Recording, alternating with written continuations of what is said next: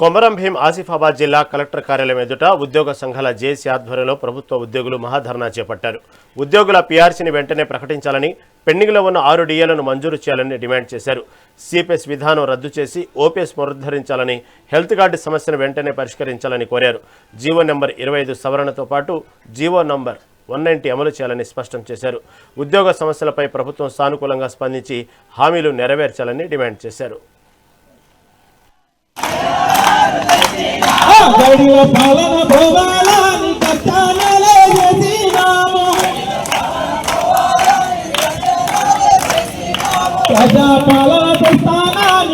G Mallayya, Komaram Bheem జిల్లా BBG Ramji ఉద్యోగుల సంఘ చైర్మన్.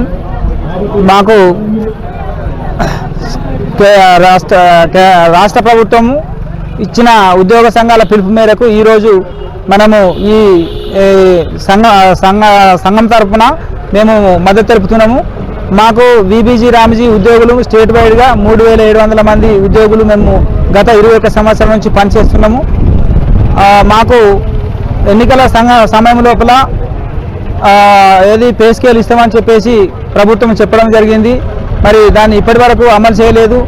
మరి జీ మల్లయ్య, కొమరం భీం జిల్లా బీబీజీ రామ్జీ ఉద్యోగుల సంఘ చైర్మన్.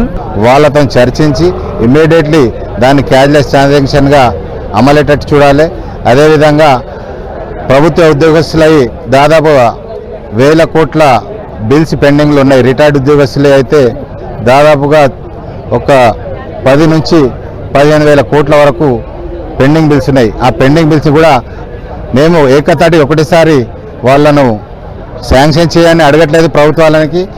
కనీసం నెలకు ఒక 2,000 కోట్లు మాత్రం అయినా వాళ్ళు విడుదల చేసి కొద్దిగా ప్రభుత్వ ఉద్యోగస్తులు అయితే విశ్రాంతి ఉద్యోగులు ఉన్నారో వాళ్ళకు అండగా ఈ ప్రభుత్వం నిలుస్తారని ఆశిస్తూ, అదేవిధంగా మరి సిపిఎస్ విధానాన్ని ఈ ప్రభుత్వం ఎన్నికల కంటే ముందు మేనిఫెస్టోలో పెట్టి సిపిఎస్ విధానాన్ని మేము రద్దు చేసి ఓపీఎస్ విధానాన్ని అమలుపరుస్తామని చెప్పడం జరిగింది.